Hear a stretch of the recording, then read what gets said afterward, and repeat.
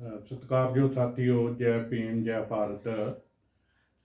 मैं रणबीर बब्बर, हल्का इंचार्ज गढ़शंकर, तुहाडे ध्यान च लियाना चाहना हाँ कि जदों भी असीं अंबेडकरी सिद्धांत दे नाल जुड़ना है ਤਾਂ ਸਾਨੂੰ अंबेडकरी सिद्धांत की जानकारी का होना बड़ा जरूरी है। जेकर असीं ये जानकारी नहीं प्राप्त करते कि अंबेडकरवाद की है, वर्ण व्यवस्था की है, ते ब्राह्मणवाद की है, उदों तक साडा जिहड़ा जुड़ना अंबेडकरवाद दे नाल वो पूर्ण तौर पर जुड़ना नहीं होएगा। जदों तुसीं सिद्धांत नूं पढ़ के समझ के जुड़ोगे तो फिर ये संभव है कि तुसीं टुटोगे नहीं। जिहड़े साथी अंबेडकरवाद नूं पढ़न तो बगैर जुड़ते हैं वो किसी ना किसी समय टुट जाते हैं, क्योंकि उन्होंने अंबेडकर विचारधारा की जिहड़ी जानकारी नहीं होंदी। जिहड़ा साथी जानकारी प्राप्त करके जुड़ता है उन्होंने ये समझ लगती है कि डॉक्टर अंबेडकर जी दी विचारधारा जिहड़ी है वो ये सी ते उन्हां दा संघर्ष जिहड़ा सी वो इस तरह का सी ते उन्हां दा जो संघर्ष सी वो किन्हां लई सी। सो इस करके छोटी छोटी जिहड़ी जानकारी अज दी मैं वीडियो दे विच देनी चाहना हाँ। सो इहदे विच सब तो पहला बाबा साहब की कोटेशन के बारे दे विच मैं आप जी नूं दसना चाहांगा कि बाबा साहब जी दी एक कोटेशन है, पढ़ो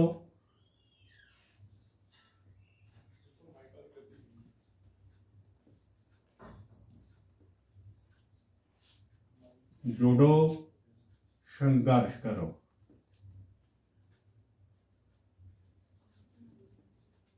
हुण ये जिहड़ी कोटेशन है इहदे संबंध दे विच कुछ तरह तरह के विचार जिहड़े है वो आंदे आ कि आ जिहड़ा शब्द है ये जुड़ो तो पहला आना चाहिए, जुड़ो बाद दे विच आना चाहिए।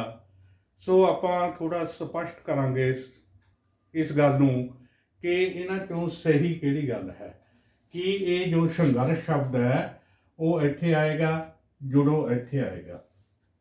तो सब तो पहला आपां नूं समझण दी लोड़ है कि पढ़ो का मतलब की है। जो बाबा साहब ने लिखा है पढ़ो का मतलब की है। पढ़ो का मतलब ये नहीं है कि असी रस्मी विद्या जो असी पहली जमात तो लैके BA तक MA तक MPhil तक जिहड़ियां भी पढ़ाइयां साडी रस्मी विद्या आंदी है वो पढ़ना, असल तो पढ़ना नहीं है। ये है कि पढ़ो का मतलब ये है कि जिस भी विचारधारा दे नाल तुसीं जुड़ना है वो विचारधारा जिहड़ी है वो तुहानूं पढ़नी चाहिदी है। चाहे वो जिंदगी दे विच राजनीतिक विचारधारा होवे, चाहे वो धार्मिक विचारधारा होवे, चाहे वो आर्थिक विचारधारा होवे, चाहे वो समाजिक विचारधारा होवे, तां जिहड़ी भी विचारधारा नूं तुसीं अपनाउणा है वो विचारधारा के बारे च तुहानूं पूर्ण तौर पर पहला जानकारी प्राप्त करने की लोड़ है। फिर जदों तुसीं उस विचारधारा नूं पढ़ लिया फिर अगली गल जिहड़ी आ जांदी है वो संघर्ष करन दी आंदी है जां जुड़ो दी आंदी है। इहदे बारे दे विच असीं थोड़ा घोखना आ, क्योंकि ये इस तरह भी लिखा जाता है, पढ़ो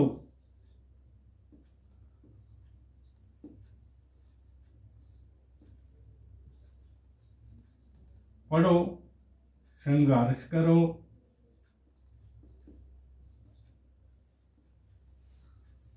ते जुड़ो। सो ये सही की है, उपरोक्त जिहड़ी कोटेशन है सही है जां आ सही है। ये इको एक कोटेशन लैन की लोड़ है कि ਇਹ ਸਾਬਤ ਹੋ ਜਾਵੇ ਕਿ ਇਹਨਾਂ ਦੇ ਵਿੱਚੋਂ ਦੋਨਾਂ ਦੇ ਵਿੱਚੋਂ ਕੀ ਸਹੀ ਹੈ, ਕਿਹੜੀ ਕੋਟੇਸ਼ਨ ਠੀਕ ਲੱਗਦੀ ਹੈ। ਤੇ ਕਿਉਂਕਿ ਇਹਦੇ ਸੰਬੰਧ ਦੇ ਵਿੱਚ ਵੱਖ-ਵੱਖ ਵਿਚਾਰ ਜਿਹੜੇ ਹੈ ਉਹ ਆ ਰਹੇ ਹਨ। ਤੇ ਆਪਾਂ ਤੀਜੀ ਕੋਟੇਸ਼ਨ ਮਹਾਤਮਾ ਬੁੱਧ ਦੀ ਦੇਖਦੇ ਆ, ਤੇ ਉਹਨਾਂ ਨੇ ਜੋ ਕਿਹਾ ਹੈ ਉਹ ਇਹ ਹੈ, ਬੁੱਧਮ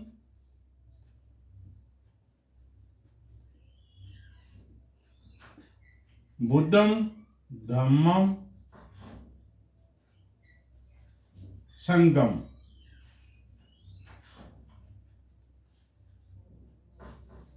ਸੋ ਇਹ ਮਹਾਤਮਾ ਬੁੱਧ ਜੀ ਨੇ ਇਹ ਜਿਹੜੀਆਂ ਕੋਟੇਸ਼ਨਾਂ ਹਨ ਉਹਨਾਂ ਨੇ ਆਪਣੇ ਹਿਸਾਬ ਦੇ ਨਾਲ ਇਹ ਜੋ ਕੋਟੇਸ਼ਨ ਦਿੱਤੀ ਹੈ, ਬੁੱਧਮ ਧੰਮਮ ਸੰਗਮ। ਹੁਣ ਇਹ ਹੈ, ਬੁੱਧਮ ਦਾ ਮਤਲਬ ਜਿਹੜਾ ਹੈ ਉਹ ਇਹ ਹੈ ਪੜ੍ਹੋ। ਕੀ ਪੜ੍ਹੋ? ਜਿਸ ਵਿਚਾਰਧਾਰਾ ਦੇ ਤੁਸੀਂ ਖੜਨਾ ਹੈ ਉਸ ਦੇ ਉੱਤੇ ਮਤਲਬ ਉਹਨੂੰ ਤੁਸੀਂ ਪੜ੍ਹੋ, ਉਹਦਾ ਅਧਿਐਨ ਕਰੋ। ਉਹ ਤੋਂ ਬਾਅਦ ਧੰਮਮ ਜੋ ਹੈ ਵੀ ਇਹਦੀ ਪੜਚੋਲ ਕਰੋ, ਇਹਨੂੰ ਦਿਮਾਗੀ ਤੌਰ 'ਤੇ ਸੋਚੋ ਕਿ ਜਿਸ ਵਿਚਾਰਧਾਰਾ ਦੇ ਉੱਤੇ ਮੈਂ ਖੜਨ ਜਾ ਰਿਹਾ ਹਾਂ, ਕੀ ਇਹ ਵਿਚਾਰਧਾਰਾ ਜਿਹੜੀ ਹੈ ਉਹ ਸਹੀ ਹੈ, ਕੀ ਇਹ ਗਲਤ ਹੈ, ਕੀ ਮੈਨੂੰ ਇਹ ਮੁਨਾਸਬ ਲੱਗਦੀ ਹੈ। ਸੋ ਜਦੋਂ ਤੁਸੀਂ ਇਸ ਗੱਲ ਦੀ ਪੜਚੋਲ ਕਰ ਲਓਗੇ, ਸੋਚ ਲਓਗੇ ਕਿ ਜੋ ਮੈਂ ਵਿਚਾਰਧਾਰਾ ਅਪਣਾਈ ਹੈ ਉਹ ਵਿਚਾਰਧਾਰਾ ਬਿਲਕੁਲ ਸਹੀ ਹੈ ਔਰ ਮੈਨੂੰ ਬਿਲਕੁਲ ਇਸ ਗੱਲ ਦੀ ਸਮਝ ਲੱਗ ਗਈ ਹੈ, ਫਿਰ ਤੁਸੀਂ ਅੱਗੇ ਸੰਗਮ ਫਿਰ ਜੁੜਨਾ ਹੈ। ਜਦੋਂ ਆਪਾਂ ਵਿਚਾਰਧਾਰਾ ਨੂੰ ਪੜ੍ਹਿਆ, ਉਹ ਤੋਂ ਬਾਅਦ ਸਮਝ ਲਿਆ, ਸਮਝਣ ਤੋਂ ਬਾਅਦ ਫਿਰ ਅਸੀਂ ਜੁੜ ਗਏ। ਸੋ ਇਹ ਜਿਹੜੀ ਵਿਚਾਰਧਾਰਾ ਹੈ, ਮਤਲਬ ਬਾਬਾ ਸਾਹਿਬ ਦੀ ਕੋਟੇਸ਼ਨ ਹੈ, ਉਹ ਪੜ੍ਹੋ, ਸੰਘਰਸ਼ ਕਰੋ ਤੇ ਜੋੜੋ। ਸੰਘਰਸ਼ ਕਰੋ ਦਾ ਜਿਹੜਾ ਮੀਨਿੰਗ ਹੈ ਉਹ ਐਜੀਟੇਸ਼ਨ ਤੋਂ ਆਪਾਂ ਲੈਂਦੇ ਹਾਂ, ਐਜੀਟੇਸ਼ਨ।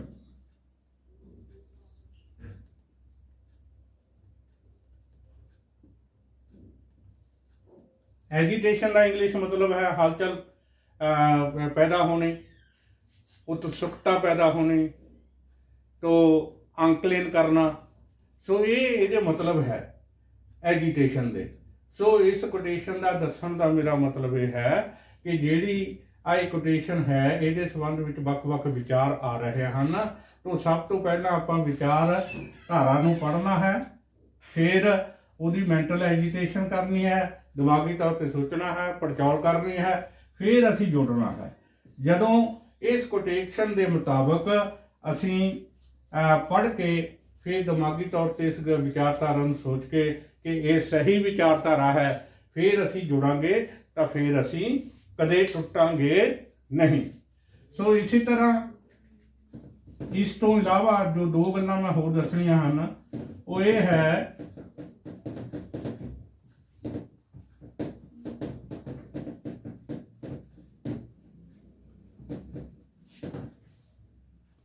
वो है भी वर्ण व्यवस्था की है। वर्ण व्यवस्था तो की भाव है?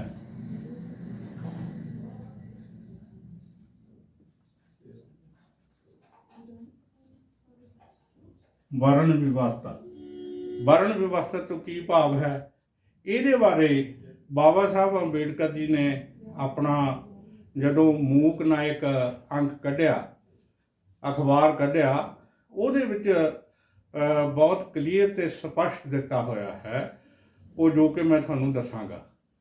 तो जदों बाबा साहब ने अपनी जिंदगी का संघर्ष शुरू किया, जदों उन्होंने ਤੁਹਾਡੇ ਲਈ दलित शोषित समाज के लिए लड़ाई देनी शुरू की, तो उस समय उन्होंने सब तो पहला अपना एक अखबार भी नाल जारी किया जिहदा नाम सी मूक नायक।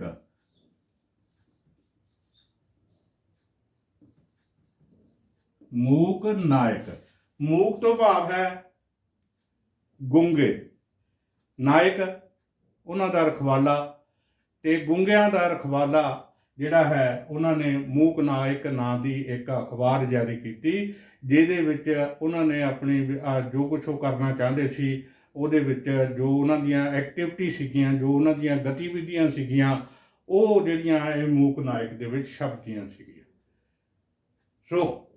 ਸੋ ਵਰਨ ਵਿਵਸਥਾ ਦੇ ਬਾਰੇ 'ਚ ਉਹਨਾਂ ਨੇ ਇਹ ਮੂਕ ਨਾਇਕ ਦੇ ਪਹਿਲੇ ਅੰਕ ਦੇ ਵਿੱਚ ਇਹ ਲਿਖਿਆ ਕਿ ਹਿੰਦੁਸਤਾਨ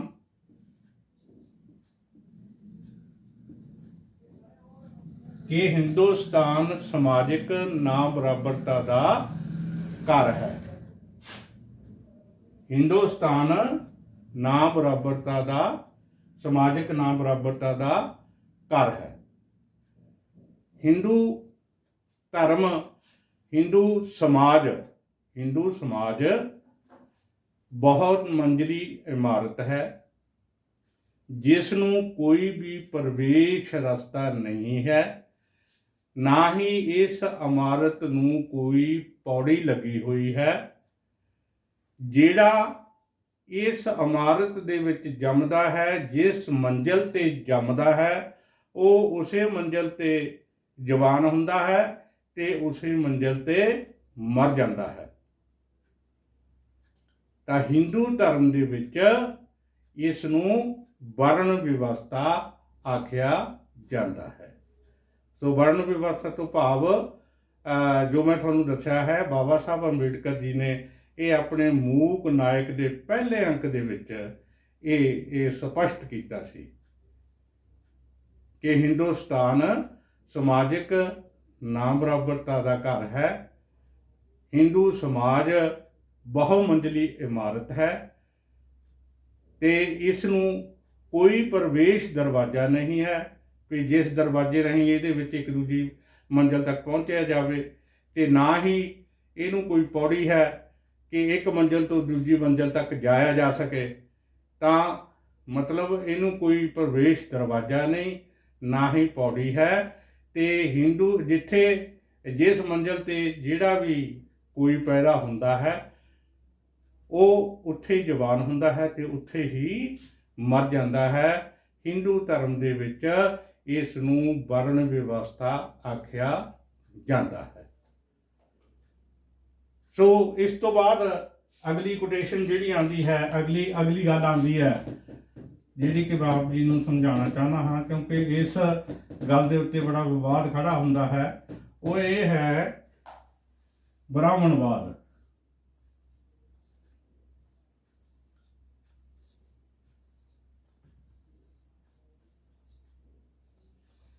ਇਸ ਗੱਲ ਤੇ ਬੜਾ ਰੌਲਾ ਪੈਂਦਾ ਹੈ ਕਿ ਜੋ ਬਹੁਜਨ ਸਮਾਜ ਪਾਰਟੀ ਦੀ ਵਿਚਾਰਧਾਰਾ ਹੈ ਉਹ ਬ੍ਰਾਹਮਣਵਾਦ ਦੇ ਖਿਲਾਫ ਹੈ, ਕਿਉਂਕਿ ਬਹੁਜਨ ਸਮਾਜ ਪਾਰਟੀ ਬਾਬਾ ਸਾਹਿਬ ਅੰਬੇਡਕਰ ਦੀ ਵਿਚਾਰਧਾਰਾ ਨੂੰ ਮੰਨਣ ਵਾਲੀ ਪਾਰਟੀ ਹੈ।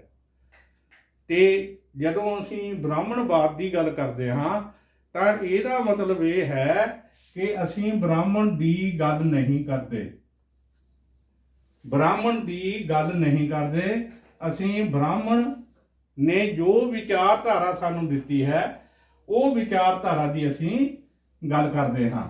ਜਿਹੜੀ ਵਿਚਾਰਧਾਰਾ ਬ੍ਰਾਹਮਣ ਨੇ ਦਿੱਤੀ ਹੈ, ਸਮਾਜ ਦੇ ਵਿੱਚ ਛੱਡੀ ਹੈ, ਜਿਹਨੂੰ ਮੈਂ ਸਭ ਤੋਂ ਪਹਿਲਾਂ ਬਿਆਨ ਕਰਕੇ ਹਟਿਆ ਹਾਂ ਕਿ ਵਰਣ ਵਿਵਸਥਾ, ਤੇ ਜੋ ਵਿਚਾਰਧਾਰਾ ਬ੍ਰਾਹਮਣ ਨੇ ਸਮਾਜ ਦੇ ਵਿੱਚ ਫੈਲਾਈ, ਉਸ ਨੂੰ ਬ੍ਰਾਹਮਣਵਾਦ ਕਿਹਾ ਜਾਂਦਾ ਹੈ। ਨਾ ਕਿ ਬ੍ਰਾਹਮਣ ਦੇ ਉੱਤੇ ਕੋਈ ਟੀਕਾ ਟਿੱਪਣੀ ਹੈ ਜਾਂ ਬ੍ਰਾਹਮਣ ਦੇ ਨਾਲ ਅਸੀਂ ਕੋਈ ਜਾਤੀ ਸਾਡੀ ਨਫ਼ਰਤ ਹੈ, ਕਿਉਂਕਿ ਬ੍ਰਾਹਮਣ ਵੀ ਇਨਸਾਨ ਹੈ, ਅਸੀਂ ਵੀ ਇਨਸਾਨ ਹਾਂ।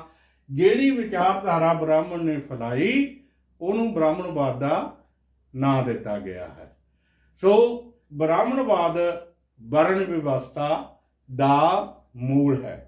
ਬਾਬਾ ਸਾਹਿਬ ਨੇ ਗੱਲ ਸਮਝਾਈ ਕਿ ਬ੍ਰਾਹਮਣਵਾਦ ਕੀ ਹੈ। ਬ੍ਰਾਹਮਣਵਾਦ ਵਰਣ ਵਿਵਸਥਾ ਦਾ ਮੂਲ ਹੈ। ਉਹਨਾਂ ਨੇ ਅੱਗੇ ਕਿਹਾ ਕਿ ਇਹ ਕੋਈ ਭੌਤਿਕ ਕੰਧ ਜਾਂ ਦੀਵਾਰ ਨਹੀਂ ਹੈ। ਇਹ ਕੋਈ ਭੌਤਿਕ ਕੰਧ ਜਾਂ ਦੀਵਾਰ ਨਹੀਂ ਹੈ ਜਿਸ ਨੂੰ ਔਜ਼ਾਰ ਦੇ ਨਾਲ ਢਾਇਆ ਜਾ ਸਕੇ, ਜਿਸ ਨੂੰ ਔਜ਼ਾਰਾਂ ਦੇ ਨਾਲ ਜਾਂ ਔਜ਼ਾਰ ਦੇ ਨਾਲ ਢਾਇਆ ਜਾ ਸਕੇ। ਇਹ ਇੱਕ ਵਿਚਾਰਧਾਰਾ ਹੈ ਬ੍ਰਾਹਮਣਵਾਦ, ਤੇ ਇਸ ਵਿਚਾਰਧਾਰਾ ਨੂੰ ਵਿਚਾਰਧਾਰਾ ਨਾਲ ਹੀ ਕੱਟਿਆ ਜਾ ਸਕਦਾ ਹੈ।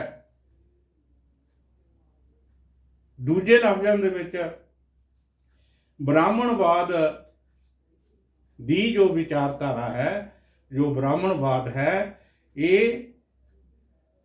ਇਹ ਤੁਹਾਨੂੰ ਸਮਾਜਿਕ ਨਿਆਂ, ਸੁਤੰਤਰਤਾ, ਭਾਈਚਾਰਾ ਨਹੀਂ ਦੇਣਾ ਚਾਹੁੰਦੀ। ਸੋ ਇਸ ਤੋਂ ਬਾਅਦ ਅਗਲੀ ਵਿਚਾਰਧਾਰਾ ਹੈ ਅੰਬੇਡਕਰਵਾਦ।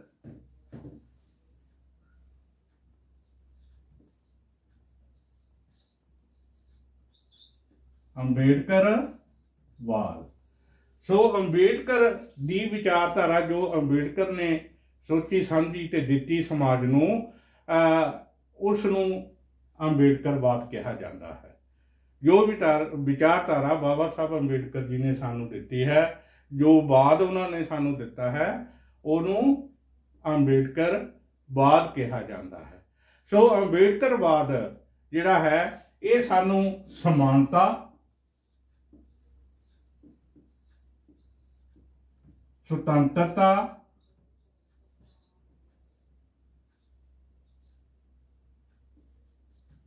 ਨਿਆਂ ਤੇ ਭਾਈਚਾਰਾ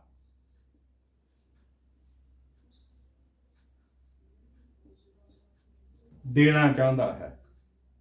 ਹੁਣ ਇਹਦਾ ਕੀ ਭਾਵ ਹੈ?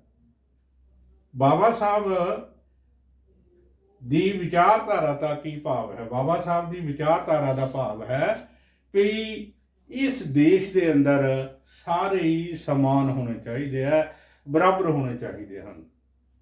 ਫਿਰ ਇਸ ਦੇਸ਼ ਦੇ ਸਾਰੇ ਹੀ ਨਾਗਰਿਕ ਸੁਤੰਤਰ ਹੋਣੇ ਚਾਹੀਦੇ ਹੈ, ਉਹਨਾਂ ਨੂੰ ਆਜ਼ਾਦੀ ਹੋਣੀ ਚਾਹੀਦੀ ਹੈ। ਫਿਰ ਇਸ ਦੇਸ਼ ਦੇ ਸਾਰੇ ਨਾਗਰਿਕਾਂ ਨੂੰ ਨਿਆਂ ਮਿਲਣਾ ਚਾਹੀਦਾ ਹੈ ਅਤੇ ਇਸ ਦੇਸ਼ ਦੇ ਸਾਰੇ ਨਾਗਰਿਕ ਜਿਹੜੇ ਆ, ਉਹ ਇੱਕ ਭਾਈਚਾਰੇ ਦੇ ਤੌਰ ਤੇ ਉਹਨਾਂ ਨੂੰ ਰਹਿਣਾ ਚਾਹੀਦਾ ਹੈ। ਕਿਸੇ ਨਾਲ ਕੋਈ ਊਚ ਨੀਚ ਜਾਂ ਜਾਤ ਪਾਤ ਨਹੀਂ ਕਰਨੀ ਚਾਹੀਦੀ, ਕਿਸੇ ਨਾਲ ਵਿਤਕਰਾ ਨਹੀਂ ਹੋਣਾ ਚਾਹੀਦਾ, ਸਭ ਨੂੰ ਨਿਆਂ ਮਿਲਣਾ ਚਾਹੀਦਾ ਹੈ। ਸਾਰੇ ਹੀ ਦੇਸ਼ ਦੇ ਅੰਦਰ ਸਮਾਨ ਤੌਰ ਤੇ, ਬਰਾਬਰ ਤੌਰ ਤੇ ਰਹਿਣ, ਕਿਸੇ ਨਾਲ ਕੋਈ ਧੱਕਾ ਨਹੀਂ ਹੋਣਾ ਚਾਹੀਦਾ। ਸਾਰਿਆਂ ਨੂੰ ਬੋਲਣ ਦੀ ਆਜ਼ਾਦੀ ਹੋਣੀ ਚਾਹੀਦੀ ਹੈ, ਪੜ੍ਹਨ ਦੀ ਆਜ਼ਾਦੀ ਹੋਣੀ ਚਾਹੀਦੀ ਹੈ, ਸੁਤੰਤਰਤਾ ਹੋਣੀ ਚਾਹੀਦੀ ਹੈ। ਸੋ ਬਾਬਾ ਸਾਹਿਬ ਅੰਬੇਡਕਰ ਜੀ ਦੀ ਜੋ ਵਿਚਾਰਧਾਰਾ ਹੈ ਉਹ ਇਹ ਹੈ ਕਿ ਬ੍ਰਾਹਮਣਵਾਦ ਦੀ ਵਿਚਾਰਧਾਰਾ ਸਮਾਨਤਾ, ਸੁਤੰਤਰਤਾ, ਨਿਆਂ ਤੇ ਭਾਈਚਾਰਾ ਨਹੀਂ ਦੇਣਾ ਚਾਹੁੰਦੀ। ਸੋ ਇਹ ਜਿਹੜੀਆਂ ਗੱਲਾਂ ਮੈਂ ਆਪ ਜੀ ਨੂੰ ਸਮਝਾਈਆਂ ਹਨ, ਇਹ ਸਾਰੇ ਸਾਥੀਆਂ ਨੂੰ ਜ਼ਰੂਰਤ ਹੈ ਜਿਹੜੇ ਵੀ ਪਹਿਲਾਂ ਬਹੁਜਨ ਪਾਰਟੀ ਨਾਲ ਜਾਂ ਬਾਬਾ ਸਾਹਿਬ ਅੰਬੇਡਕਰ ਨਾਲ, ਸਭ ਤੋਂ ਪਹਿਲਾਂ ਬਾਬਾ ਸਾਹਿਬ ਅੰਬੇਡਕਰ ਦੀ ਵਿਚਾਰਧਾਰਾ ਨਾਲ ਜਿਹੜੇ ਵੀ ਸਾਥੀ ਜੁੜੇ ਹੋਏ ਹਨ ਜਾਂ ਅੱਗੇ ਜੁੜਨਾ ਚਾਹੁੰਦੇ ਹਨ, ਉਹਨਾਂ ਨੂੰ ਸਭ ਤੋਂ ਪਹਿਲਾਂ ਬਾਬਾ ਸਾਹਿਬ ਅੰਬੇਡਕਰ ਜੀ ਦੀ ਵਿਚਾਰਧਾਰਾ ਦਾ ਅਧਿਐਨ ਕਰਨਾ ਚਾਹੀਦਾ ਹੈ, ਉਹਦਾ ਨਿਰੀਖਣ ਕਰਨਾ ਚਾਹੀਦਾ ਹੈ, ਉਹਨੂੰ ਪੜ੍ਹਨਾ ਚਾਹੀਦਾ ਹੈ, ਫਿਰ ਪੜਚੋਲ ਕਰਨੀ ਚਾਹੀਦੀ ਹੈ, ਪੜਚੋਲ ਕਰਨ ਤੋਂ ਬਾਅਦ ਜੁੜਨਾ ਚਾਹੀਦਾ ਹੈ, ਫਿਰ ਡਟ ਜਾਣਾ ਚਾਹੀਦਾ ਹੈ। ਸੋ ਇੰਨੀਆਂ ਗੱਲਾਂ ਕਰਦਾ ਹੋਇਆ ਸਾਰੇ ਸਾਥੀਆਂ ਨੂੰ ਬੇਨਤੀ ਕਰਦਾ ਹਾਂ ਕਿ ਜੇ ਇਹ ਆਪ ਜੀ ਨੂੰ ਵੀਡੀਓ ਚੰਗੀ ਲੱਗੀ ਤਾਂ ਤੁਸੀਂ ਲਾਈਕ, ਕਮੈਂਟ ਤੇ ਸ਼ੇਅਰ ਕਰ ਸਕਦੇ ਹੋ ਤੇ ਅਗਲੀ ਵੀਡੀਓ ਜਿਹੜੀ ਹੈ ਅਗਲੇ ਇਸ ਸਿਧਾਂਤ ਦੇ ਉੱਤੇ ਹੀ ਵੱਖ-ਵੱਖ ਨੁਕਤਿਆਂ ਦੇ ਉੱਤੇ ਲੜੀਵਾਰ ਜਾਰੀ ਰਹਿਣਗੀਆਂ। ਰਣਬੀਰ ਬੱਬਰ, ਸਦਰਪੁਰੀ।